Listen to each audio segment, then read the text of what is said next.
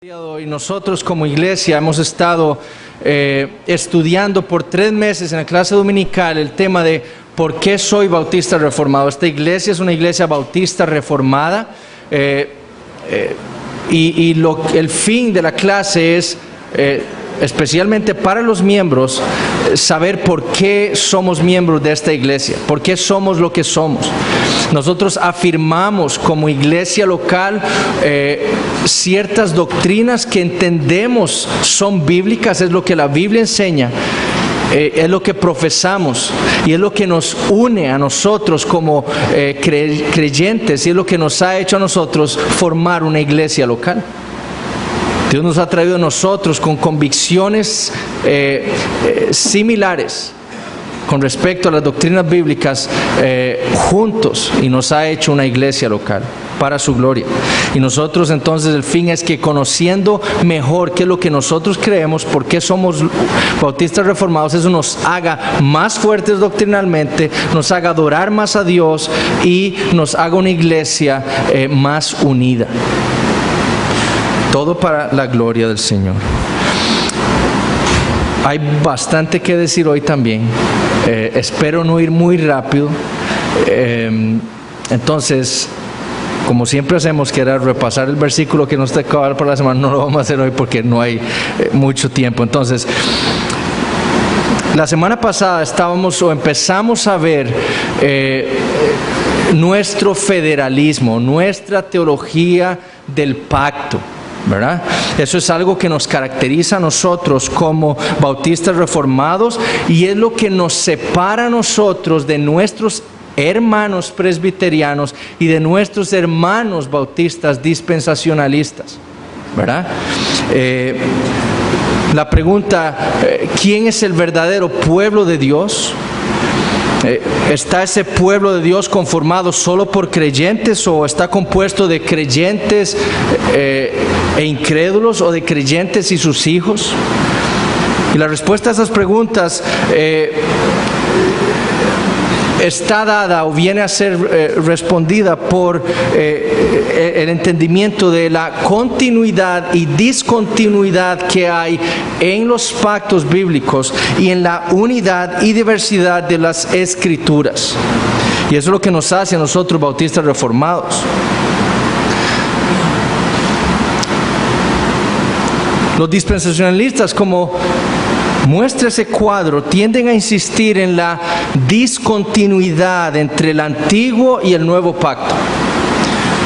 Ese sistema teológico dispensacionalista enseña que Dios tiene 2 pueblos distintos. Uno físico, que es Israel, y uno espiritual, que es la iglesia. Para ellos Dios tiene no solo 2 pueblos, tiene también 2 objetivos distintos. Un objetivo para Israel y otro para la iglesia, los 2 distintos. Según ellos, Dios había escogido a Israel en el Antiguo Testamento para bendecirlo, hacer de él una gran nación y darle la tierra de Palestina. Sin embargo, en su teología, Dios falló en su propósito. Y entonces, como no logró hacer eso con Israel, entonces se volvió por un tiempo hacia la iglesia, con la cual está tratando en este momento. Y cuando entre el último de los elegidos de los gentiles, entonces Dios se volverá de nuevo a Israel. Pero, como decía un pastor, ellos en esta teología lo que ve a Dios es como un arquitecto que está en su mesa de dibujo diseñando un plan y dice, ay, fallé, lo rompo y vuelvo a empezar con otro. Nosotros sabemos y entendemos que la Biblia no enseña eso de Dios. Nosotros entendemos de la Biblia que Dios hace todo lo que quiere desde el principio. Él no falla en nada. Él es Dios, ¿verdad? Y como vemos en el cuadro, el dispensacionalismo tiende a ver la discontinuidad, la diferencia, ¿verdad?, entre el antiguo pacto y el nuevo pacto. Es por ello que, por ejemplo, nosotros tenemos los cristianos sionistas, ¿verdad? Aquellos que son por su entendimiento dispensacional, entonces dicen que uno de los propósitos de la iglesia es ayudar a Israel, la nación de Israel, en este momento para que ellos puedan estar ocupando la tierra que Dios les prometió a ellos, ¿verdad? Y entonces tenemos iglesias dando dinero a la nación de Israel para luchar, para que saquen a los palestinos de Israel, etc. Porque tienen un entendimiento que nosotros vemos como errado de la Escritura. Los presbiterianos, por el otro lado, tienden a insistir en la continuidad de los pactos, como vemos en el cuadro. La Confesión de Fe de Westminster tiende a insistir en esa unidad de todos los pactos. El pacto abrahámico, el pacto mosaico, el pacto davídico, es el mismo pacto de gracia que el nuevo pacto. Hay una continuidad nada más. Para ellos existe una continuidad entre los hijos físicos de Abraham en el Antiguo Testamento y sus propios hijos espirituales en el Nuevo. Ahora, ¿cómo es que los presbiterianos, por ejemplo, llegan a esas conclusiones? Bueno, afirmando que el Antiguo Pacto y el Nuevo Pacto eran tan solo dos administraciones del mismo pacto de gracia. Dos administraciones del mismo pacto de gracia. Y es por eso que ellos incluyen a sus hijos dentro de los miembros del nuevo pacto. Porque ellos dicen, si en el pacto de Abraham se incluían los hijos físicos de Abraham y de los israelitas, como ese pacto es el mismo pacto de gracia que el nuevo pacto, entonces nosotros incluimos a nuestros hijos, ¿verdad? Y los hijos son miembros de su iglesia. Son miembros de la iglesia, porque ellos entienden que el nuevo pacto es hecho también con los creyentes y sus hijos. Ahora, hay muchas inconsistencias ahí que no las voy a tocar. En el documento que yo voy a escribir o que ya he escrito, voy a tratar el pacto abrahámico específicamente para tratar de solucionar esos problemas, ver nuestra consistencia y la inconsistencia de los presbiterianos con respecto a ese pacto, y va a estar ahí en la biblioteca y ustedes lo pueden buscar ahí cuando terminemos la serie. Ese error presbiteriano y dispensacionalista está en hacer de la descendencia física, es decir, el error que nosotros vemos en los dispensacionalistas y en los presbiterianos es que ellos incluyen a la descendencia física, ya sea el judío incrédulo, ¿verdad? Los dispensacionalistas ven a la nación de Israel como parte del pacto de Dios todavía, ¿verdad? Como al niño incrédulo, a sus hijos incrédulos, como parte del nuevo pacto, del verdadero pueblo de Dios. Y nosotros como bautistas reformados insistimos en que ciertamente hay unidad entre los pactos, pero hay una diversidad también. Hay una continuidad entre ellos, pero hay una discontinuidad clara entre el nuevo pacto y los pactos del Antiguo Testamento. Lo que nosotros entendemos es que en el Antiguo Pacto hay una progresión en la revelación del pacto de gracia que Dios hace con su pueblo. Una progresión, y ya vamos a ver eso, una progresión en donde Dios trabaja con los hombres para salvarlos progresivamente, para revelar el pacto de gracia finalmente en el nuevo pacto con Cristo. Ese es nuestro entendimiento de los pactos. Progresivamente Dios revelando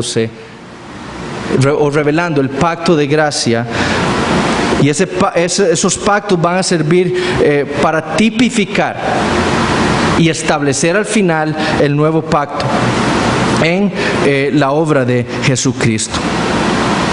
Entonces, la semana pasada definimos que era un pacto, y lo definimos así como un arreglo dado soberanamente por Dios a los hombres bajo estipulaciones, con el fin de bendecir a los hombres, ¿verdad? Eso es lo que nosotros entendemos, y si vemos los diferentes pactos bíblicos, eso es más o menos lo que vamos a ver. Dios es el que da el pacto, no es algo en que el hombre y Dios entran en acuerdo, no, es Dios el que establece el pacto, dado soberanamente por Dios, ¿verdad? Con estipulaciones. Él dice, bueno, usted tiene que hacer esto para quedar en el pacto y recibir las bendiciones. Si no lo hace, entonces recibe las maldiciones del pacto, ¿verdad? Y el fin es bendecirlo. El fin de Dios al dar esos pactos es bendecir a los hombres. Esa es la manera en la que nosotros vemos consistentemente a Dios pactando en la Escritura. Ahora, existen dos tipos de pactos en la Biblia. Los pactos basados en un principio de méritos, ¿verdad? En donde el hombre debe obedecer las estipulaciones que Dios da en el pacto para recibir las bendiciones, y si desobedece, recibe las maldiciones, ¿verdad? Es un pacto de obras, por ejemplo. Y están los pactos basados en el principio de gracia, en donde Dios le da la bendición a los hombres con los cuales Él ha pactado por gracia, sin algún mérito en ellos, ¿ok? Sin basarse en los méritos de los hombres. Ahora, el otro concepto importante para entender la teología de los pactos es el término de lo que es la cabeza federal. ¿Qué es una cabeza federal?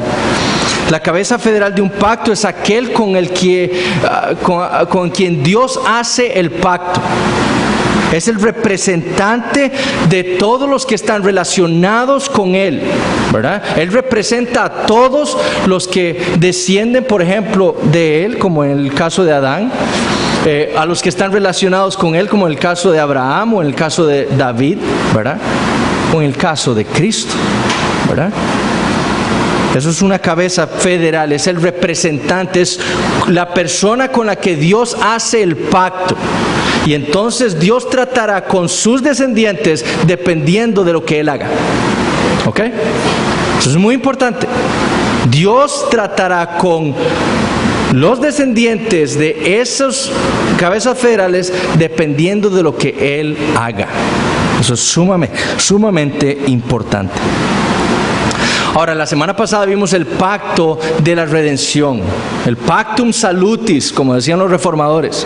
Es el pacto hecho fuera del tiempo, en la eternidad, entre las tres personas de la Trinidad, más específicamente en donde el Padre acuerda con el Hijo salvar a un pueblo por gracia, y en donde el Espíritu Santo acuerda darle poder, cuidar, ungir a la segunda persona de la Trinidad cuando se encarne para que cumpla ese propósito.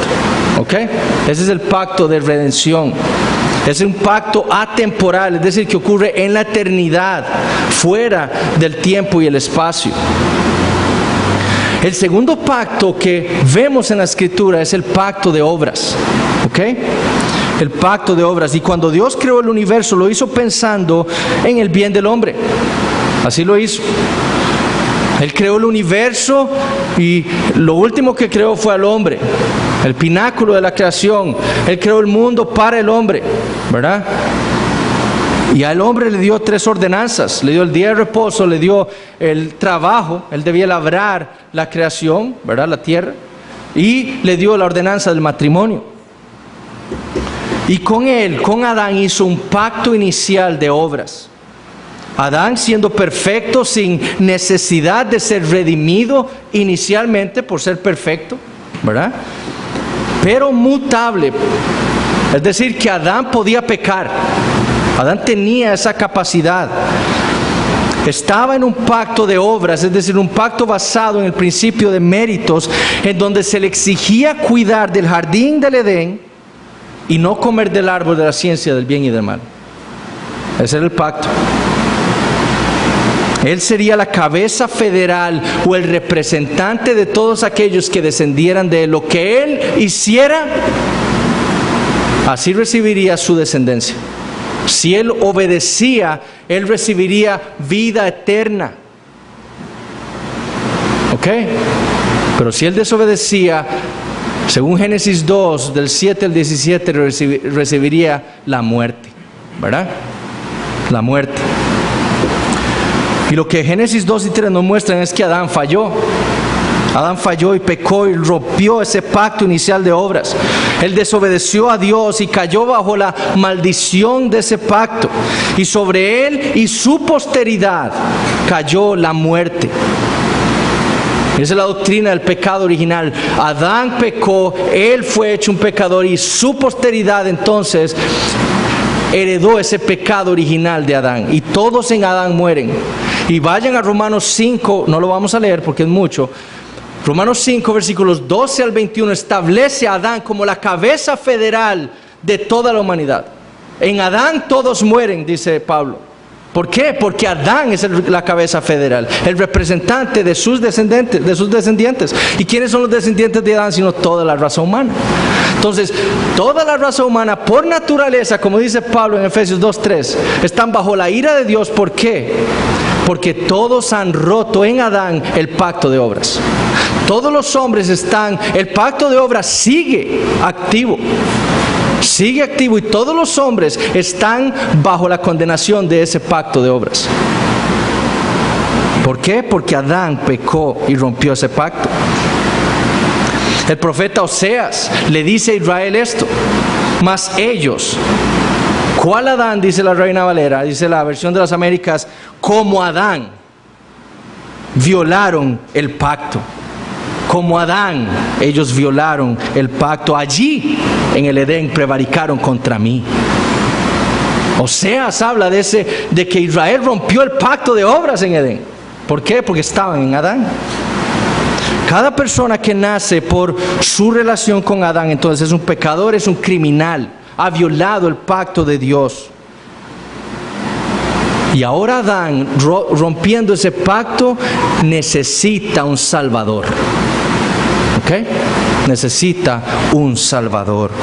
Alguien que lo representara a él. Y es donde entra el pacto de gracia. El pacto de gracia es ese desarrollo histórico o temporal del pacto de gracia, del pacto de la redención. El pacto de redención ocurre en la eternidad, fuera del tiempo y el espacio. El pacto de gracia ocurre dentro de la historia humana, en el tiempo y en el espacio.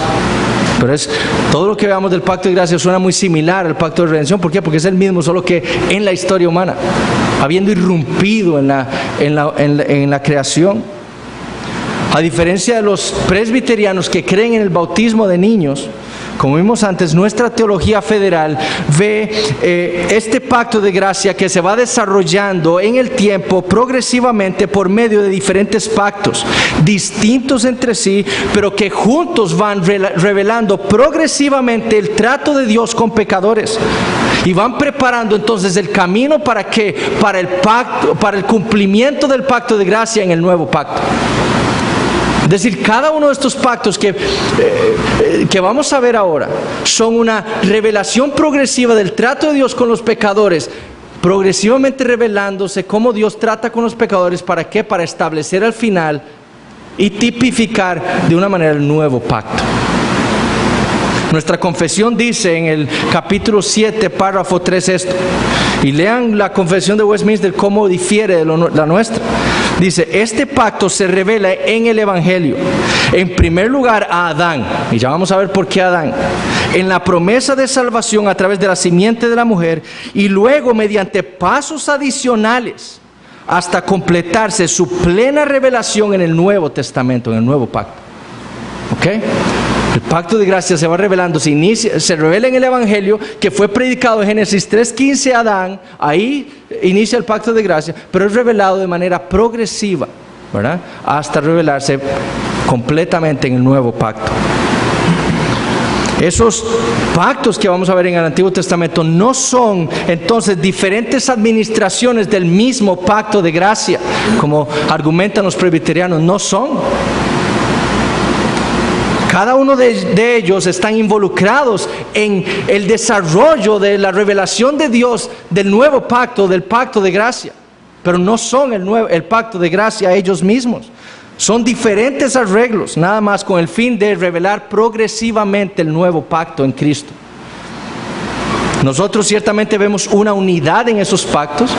Ciertamente son pactos que hay gracia en ellos. El pacto abrahámico es un pacto donde hay gracia, ¿verdad?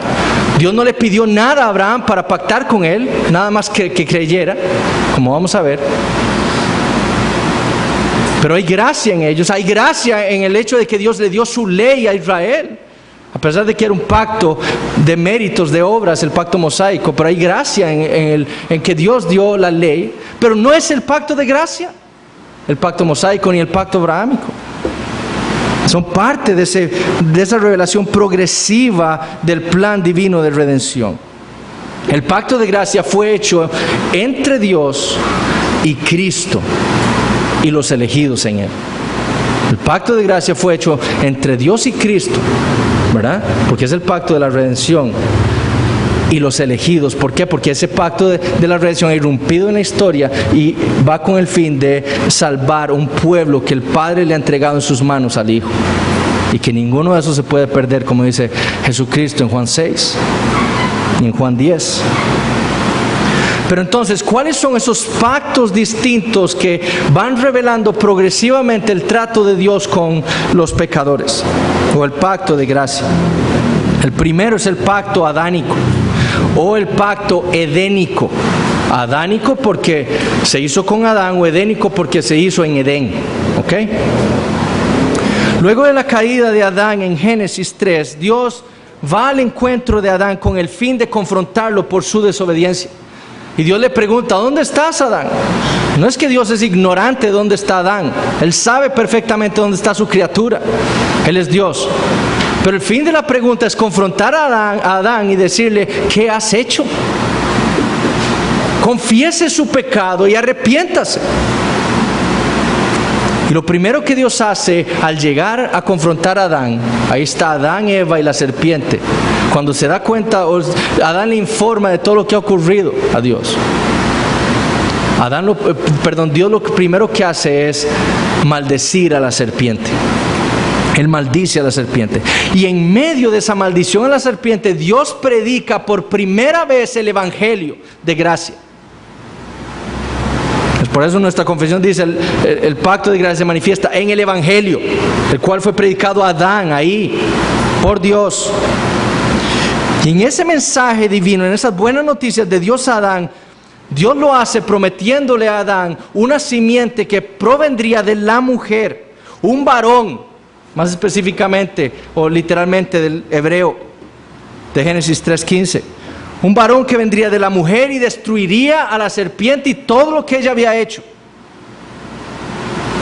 Pero una simiente que experimentaría el castigo en lugar de Adán y Eva. Dice Dios, y pondré enemistad entre ti y la mujer, entre la serpiente y la mujer, y entre tu simiente, la simiente de la serpiente y la simiente suya de la mujer. Y esta o este te herirá en la cabeza. Esta simiente prometida te va a destruir, pero tú lo vas a herir a él. El inicio del evangelio predicado por Dios. Ahí comienza la revelación del evangelio. Alguien que moriría en lugar, o que sería castigado en lugar de Adán y Eva, en lugar de todos aquellos que creerían en esa simiente.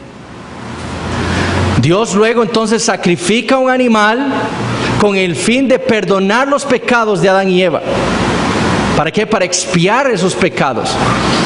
Esos pecados, entonces, ese animal fue tratado por Dios como si hubiera sido Adán y Eva.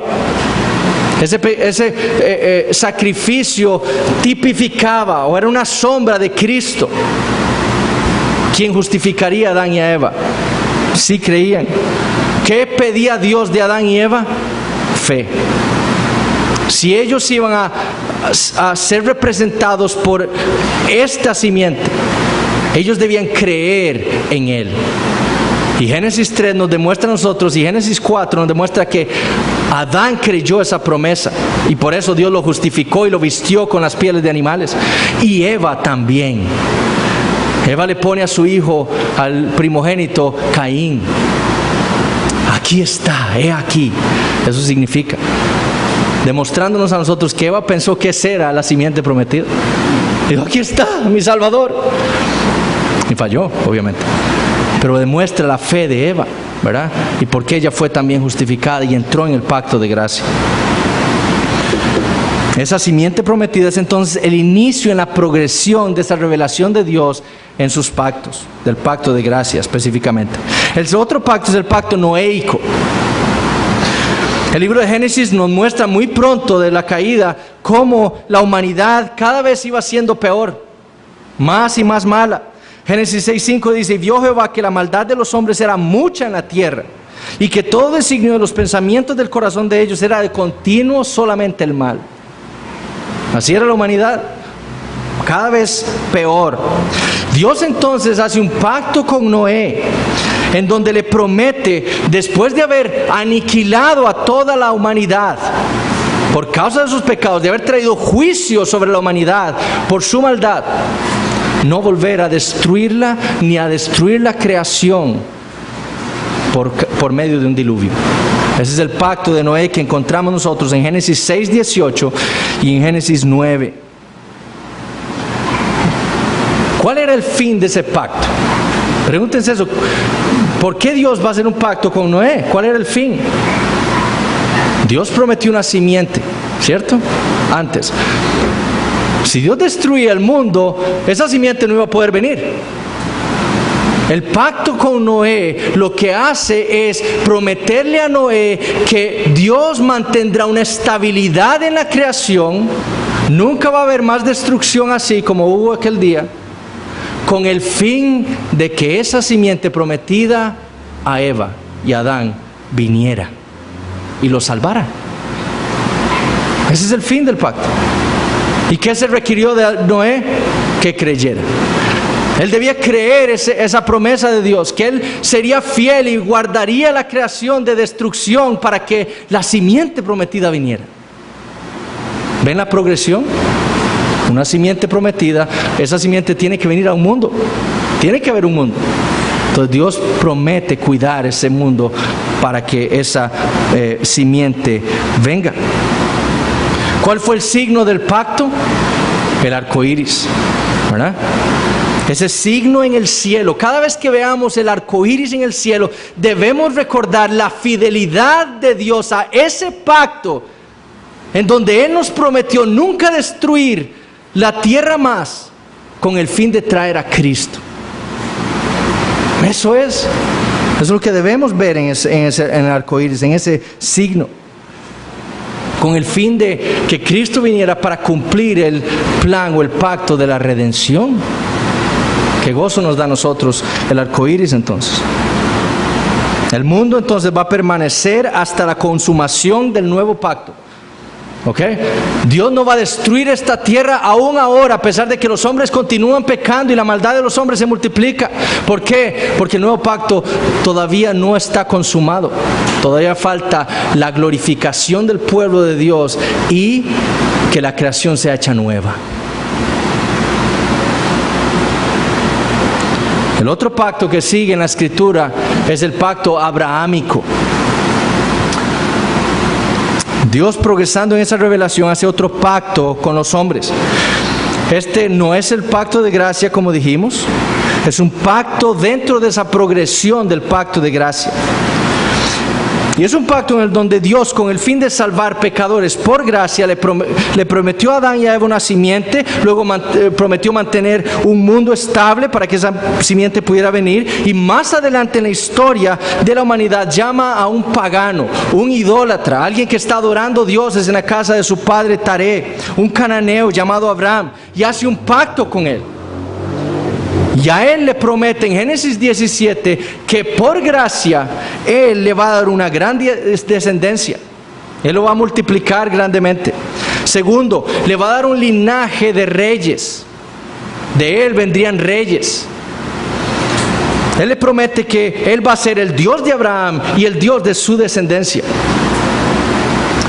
Le promete también una tierra física, la tierra de Canaán, Palestina. Y además le promete una simiente particular, y esto lo sabemos por la revelación del Nuevo Testamento, que Pablo en Gálatas 3 dice que esa simiente no era plural, era singular, hablando de Cristo. Dios le promete a Abraham una simiente particular por medio de la cual él bendeciría a las naciones. Ese es el pacto abrahámico. ¿Cuál era el signo de ese pacto? La circuncisión. Todos aquellos que pertenecían a ese pacto abrahámico, es decir, todos sus descendientes, porque Abraham era la cabeza federal de ese pacto, debían ser circuncidados para representar que todos ellos eran parte de ese pacto hecho entre Dios o de Dios con Abraham. ¿Qué se pedía de Abraham? Esto no es un pacto de obras, es un pacto basado en un principio de gracia. ¿Qué se requería de Adán? Fe. Y Adán es el padre de la fe, y él creyó esas promesas. Y lo que van a ver ustedes si leen el manuscrito que yo tengo, es que Abraham ciertamente se le prometió a Dios le prometió a él cosas físicas, una descendencia física, una tierra física en la tierra, ¿verdad? En el mundo. Pero el Nuevo Testamento nos dice que Abraham creyó una promesa que era mucho más grande que eso. Abraham creyó una promesa de que sí, él tendría una descendencia, pero una descendencia que sería igual que él, que por fe entraría en el pacto. Una simiente espiritual. Y Hebreos 11:10 nos dice a nosotros que Abraham creyó que lo que esperaba no era la tierra prometida de Palestina, sino la ciudad cuyo arquitecto es Dios. ¿Verdad? Eso es lo que Abraham esperaba. Entonces vamos mucho más allá de algo físico, y por eso creemos que ese error presbiteriano es fatal en su entendimiento de los pactos. Porque ellos insisten en esa promesa física, cuando el mismo Abraham nos dice en el Nuevo Testamento, no creyó eso. Él creyó en una promesa espiritual. Gálatas 3:8 nos dice a nosotros que lo que Abraham creyó fue el Evangelio, las buenas nuevas de justificación por medio de la fe. Lean Gálatas 3:8. El otro pacto es el pacto mosaico, es la otra, un avance más en la revelación de Dios del pacto de gracia, el pacto mosaico. Es un pacto que ocurre en el monte Sinaí, en donde Dios le da su ley al pueblo de Israel. Al pueblo de Israel, con el fin de establecerlo como una nación. ¿Ok? Una simiente prometida tenía que venir al mundo, tenía que venir de ser descendiente de Abraham, y tenía que venir de una nación que era Israel. Ese pacto fue hecho por Dios con Israel. Y esa ley que Dios le dio a Israel incluye mucho más que los 10 mandamientos. ¿Ok? En ese pacto mosaico. Incluye todos los preceptos y prohibiciones, ya sean en la ley moral, civil y ceremonial de Israel. El Pentateuco. Ahí tienen gran cantidad, cientos de leyes que Dios le dio a Israel. Bueno, eso es lo que incluye el pacto mosaico, no era solo los 10 mandamientos. Es un pacto, el pacto mosaico, basado en el principio de méritos. Es un pacto de obras, en donde Israel debía entonces obedecer para recibir las bendiciones, y la bendición que Dios le prometía a Israel al darle esa ley, al obedecer, era permanecer en la tierra que Dios le había prometido a Abraham, la tierra física de Canaán. ¿Ok? Si Israel obedecía, permanecería en la tierra. Si desobedecía, experimentarían ya sea la expulsión o grandes problemas en la tierra que Dios les había dado. Israel estaba bajo el pacto abrahámico y bajo el pacto mosaico. ¿Ok? ¿Cómo así? ¿Cómo así? Bueno, bajo el pacto abrahámico, todo israelita, bajo el pacto abrahámico, todo israelita tenía derecho a la tierra por ser descendiente de Abraham, pero se mantendría en la tierra por su obediencia, por obras, bajo el pacto abrahámico y bajo el pacto mosaico. ¿Ok? Es la progresión del trato de Dios con los hombres en la revelación del pacto de gracia. Ellos tenían derecho a la tierra, pero debían obedecer si se iban a mantener en la tierra. Y eso es lo que vemos en el libro de Jueces, ¿no? Los judíos estaban en la tierra, pero dice el libro de Jueces, y cada uno hizo lo malo delante de los ojos de Jehová. ¿Y qué pasaba? Eran perseguidos, eran dominados por sus enemigos, eran expulsados de la tierra, ¿verdad? Cada vez que desobedecían, perdían esa bendición. Sin embargo, Dios también hace el pacto mosaico con el fin de restringir la maldad, de condenar el pecado y de mostrarle a Israel su necesidad de tener la misma fe de Abraham. Para eso le fue dado también la ley a Israel. Para que ellos creyeran en la misma promesa que creyó Abraham, en esa simiente prometida que los salvaría a ellos. Y que estaba tipificada en ese sistema sacrificial que Dios le dio a su pueblo. ¿Ok? Además, ese pacto serviría ¿para qué? Para mantener una simiente o un remanente puro, con una religión pura. ¿Por qué? Porque el Mesías iba a venir de Israel. Entonces la ley le servía al pueblo ¿para qué? Mantener una religión pura de la cual vendría el Mesías. ¿Ok? ¿Por qué Dios no destruyó a Israel por completo? Porque había un remanente.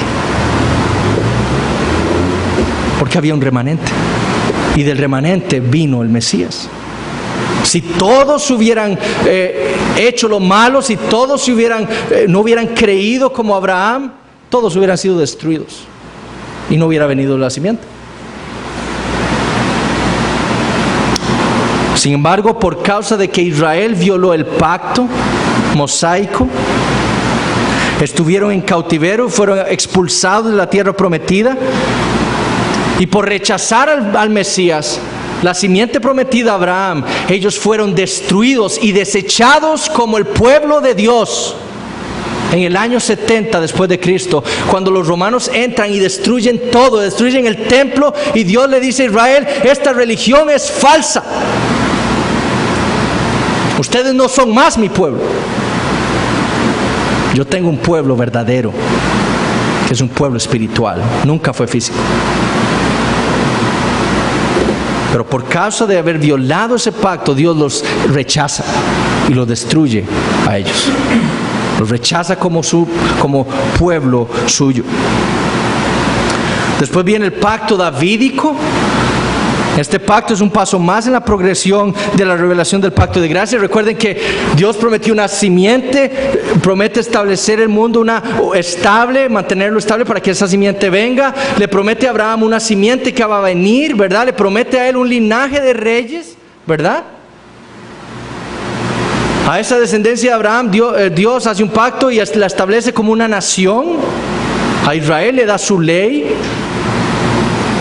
Israel tiene 12 hijos, del cual nace esa nación.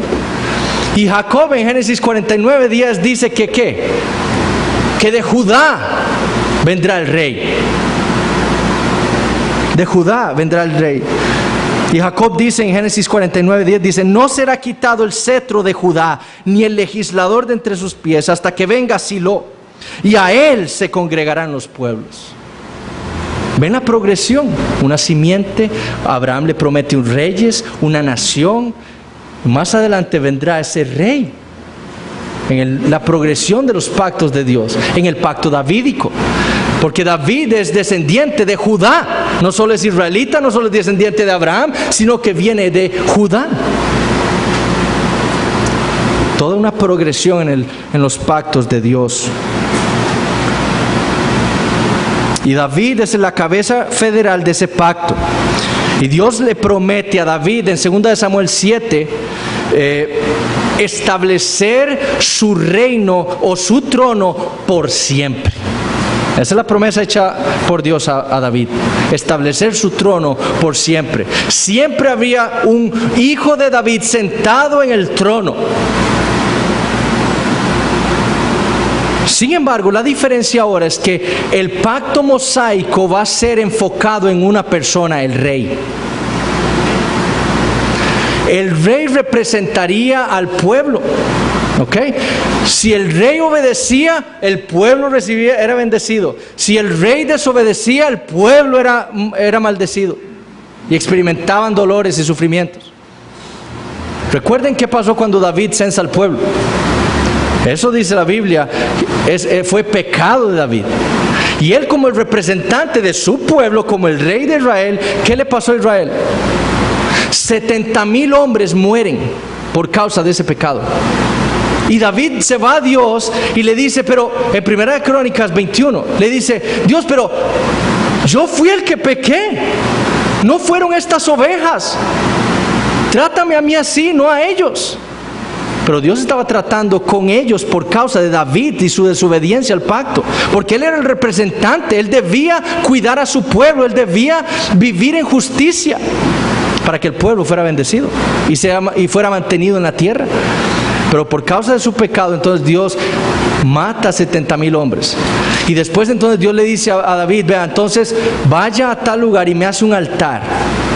Y David entonces obedece al Señor, hace un altar, adora a Dios, y entonces Dios por su obediencia quita la mortandad y la peste. Porque David obedeció.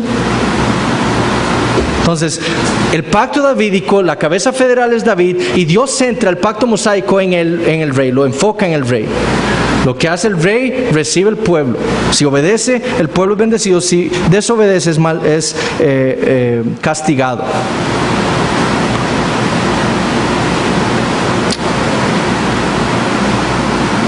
Ahora, ¿cuál era el fin del pacto davídico?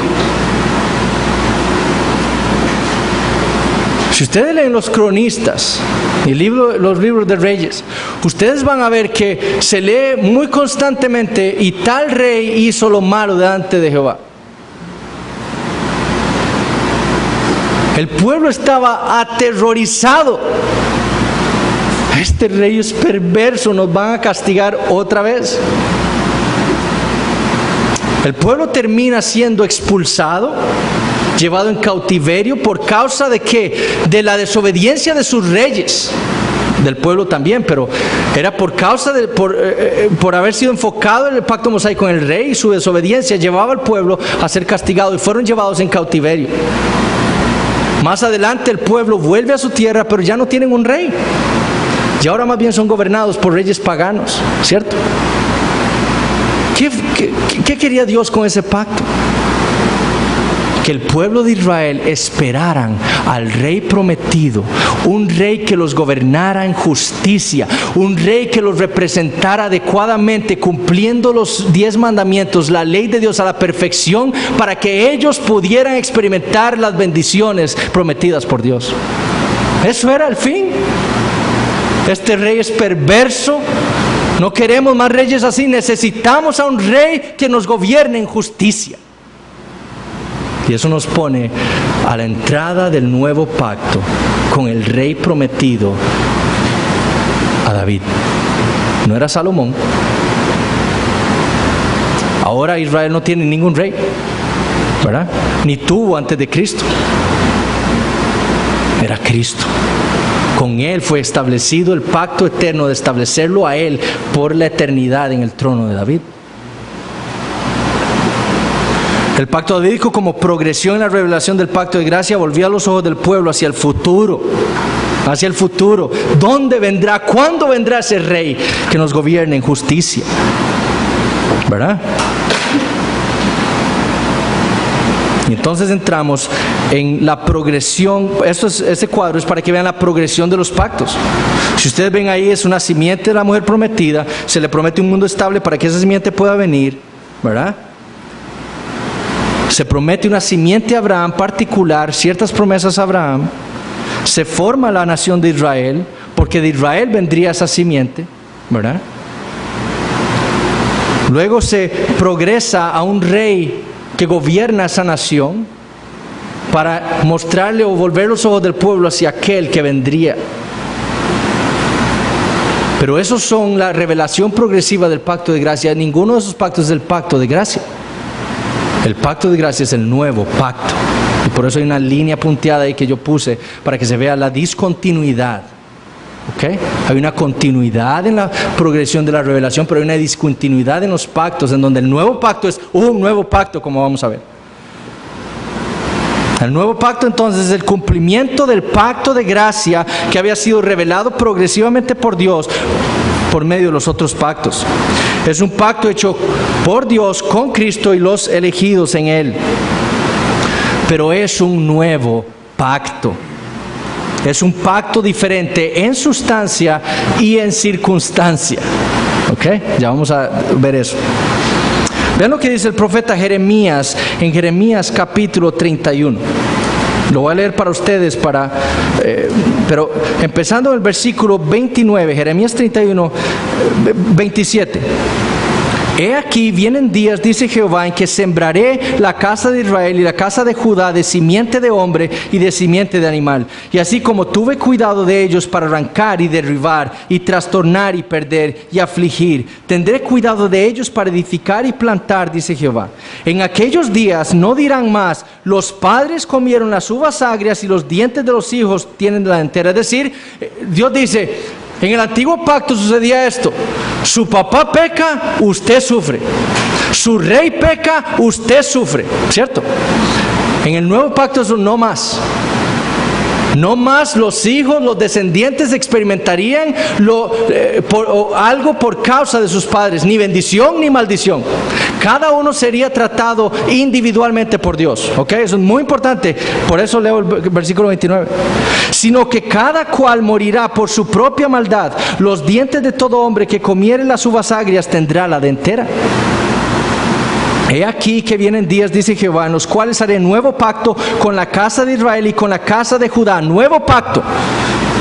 No como el pacto que hice con sus padres, no como el pacto que hice con sus padres, el día que tomé su mano para sacarlos de la tierra de Egipto, porque ellos invalidaron mi pacto, aunque fui yo un marido para ellos, dice Jehová. Pero este es el pacto que haré con la casa de Israel después de aquellos días, dice Jehová. Daré mi ley en su mente y la escribiré en su corazón, y yo seré a ellos por Dios y ellos me serán por pueblo. Y no enseñará más ninguno a su prójimo ni ninguno a su hermano diciendo, conoce a Jehová, porque todos me conocerán, desde el más pequeño de ellos hasta el más grande, dice Jehová, porque perdonaré la maldad de ellos y no me acordaré más de su pacto. Ese es el nuevo pacto. El nuevo pacto. Y dice Jeremías, es un nuevo pacto. Es diferente al pacto que él hizo con Israel antes. Hebreos dice en Hebreos 8:13, al decir nuevo pacto ha dado por viejo al primero, y una traducción más literal, ha hecho obsoleto el primero, y lo que se da por viejo o por obsoleto y envejece está próximo a desaparecer. Ese pacto nuevo consistía en darle a su pueblo su ley en sus corazones, escribirla en sus corazones. Ezequiel 36 nos dice que es darle un nuevo corazón a ese pueblo y escribir en ese corazón su ley. Ser su Dios, ser el Dios de cada uno de ellos. Cada uno de esos miembros de ese pacto conocerían a Dios. Nadie más tendría que enseñarle a ellos acerca de Dios. No, cada uno de ellos conocería a Dios. Y todos serían perdonados por Dios. Y ese pacto fue firmado con la sangre de Cristo en favor de su pueblo. Jesús dijo, porque esto es mi sangre del nuevo pacto, que por muchos es derramada para remisión de los pecados. Es el nuevo pacto hecho en la sangre de Cristo. Pero debemos entender que se trataba de un nuevo pacto, un pacto distinto al antiguo. Y aquí es donde nuestro federalismo ve una discontinuidad. Y es lo que nos divide de nuestros hermanos presbiterianos.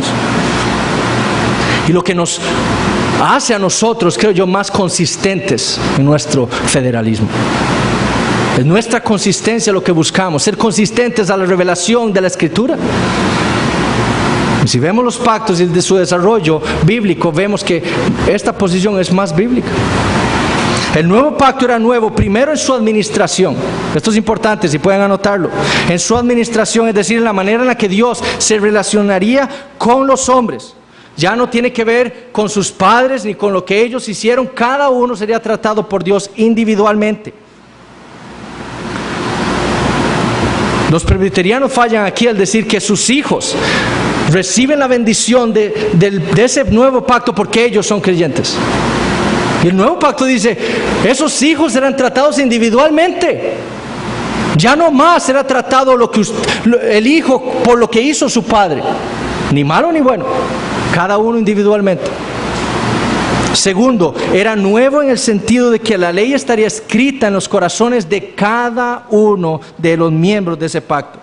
Es decir, en los corazones de los elegidos de Cristo o en Cristo.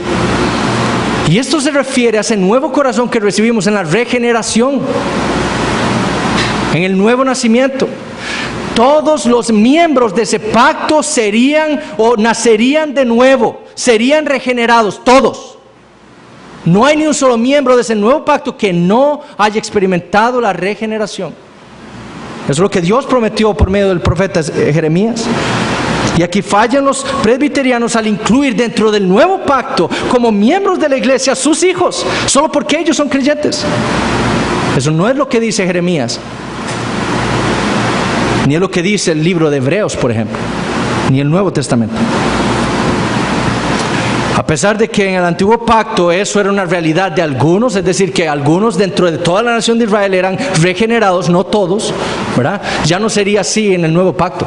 Todos, el pueblo de Dios, serían regenerados, tendrían un nuevo corazón. Ya no sería como el nuevo, como el antiguo. Por eso sería nuevo, todos serían regenerados. Y esa supuesta continuidad que los presbiterianos le quieren dar al pacto de gracia, lo hacen para justificar la inclusión de incrédulos dentro del nuevo pacto. Y eso es un grave error y nosotros lo consideramos como un pecado. Porque la Biblia es clara con respecto a quiénes son los miembros del nuevo pacto. Ir contra eso es pecar. Tercero, este nuevo pacto es inquebrantable, ¿cierto? Es decir, bajo el pacto antiguo, los miembros del pacto podían apostatar, podían dejar a Dios. Sin embargo, en el nuevo pacto, Dios promete en Jeremías 32:40 que Él pondría su temor en sus corazones para que no se aparten de mí. Nunca se apartarían estos miembros de este nuevo pacto de Dios, porque Él pondría el temor suyo en sus corazones. Un pacto inquebrantable. Y los presbiterianos, al incluir a sus hijos, hacen que esto no sea una realidad. ¿Por qué? Porque los incluyen dentro del nuevo pacto como miembros del nuevo pacto y luego terminan separándose de Dios, del Dios de ese nuevo pacto que ellos han afirmado ellos pertenecen.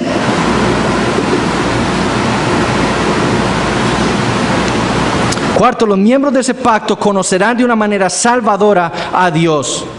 Y eso fue lo que dijo Jesús cuando en su oración sacerdotal dijo: como les has dado potestad sobre toda carne para que dé vida eterna a todos los que le diste, y esta es la vida eterna, que te conozcan a ti, el único Dios verdadero, y a Jesucristo a quien has enviado. No se trata de que los miembros de este pacto conocerían acerca de Dios. Los miembros de este pacto conocerían a Dios, todos. Los presbiterianos aquí afirman que los hijos de los creyentes son discípulos y por eso son parte del nuevo pacto. Pero ellos son discípulos de sus padres.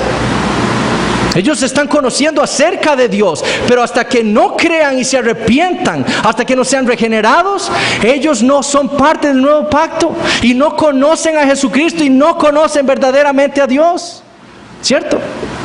Entonces, ¿cómo los vamos a hacer miembros del nuevo pacto? Ellos conocerán a Dios. Como dice Pablo en Efesios 4, Cristo será su maestro, escucharán a Dios, a Cristo, ¿verdad? Aprenderán de Él, porque son discípulos de Cristo.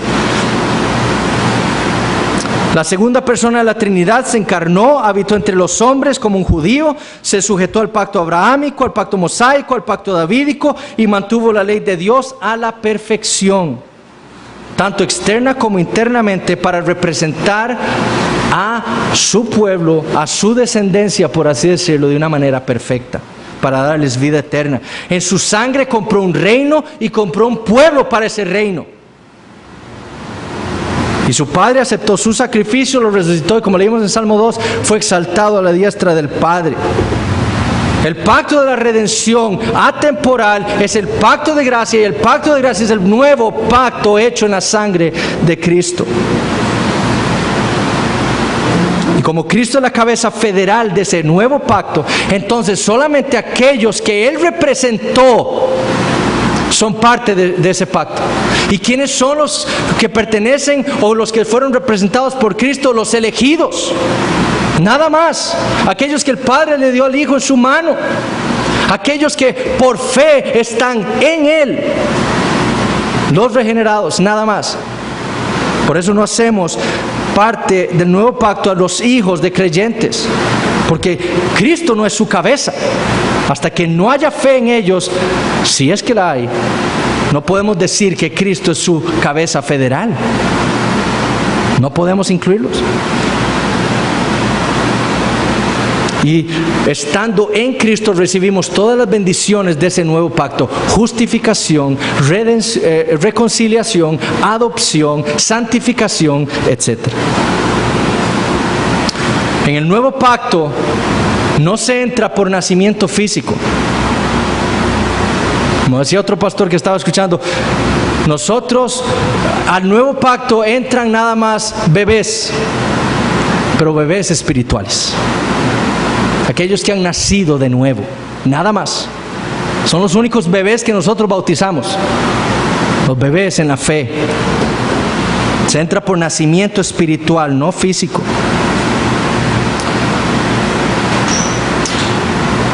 Vean lo que escribió un autor, Jeffrey Johnson, nada más para terminar. Solamente Cristo es el cumplimiento de la simiente prometida de la mujer.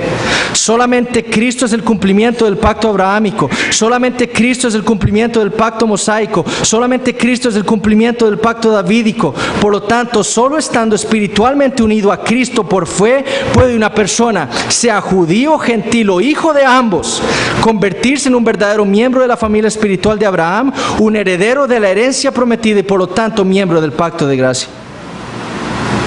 ¿Por qué soy bautista reformado? Porque veo consistentemente esa revelación progresiva del pacto de gracia que culmina y se cumple en el nuevo pacto. Y este entendimiento federal es lo que nos hace a nosotros bautistas reformados. La próxima semana entonces vamos a terminar con nuestra doctrina del bautismo. Y ahora pues tienen un tiempo para saludarse y ya pronto comenzamos con el culto. Muchas gracias.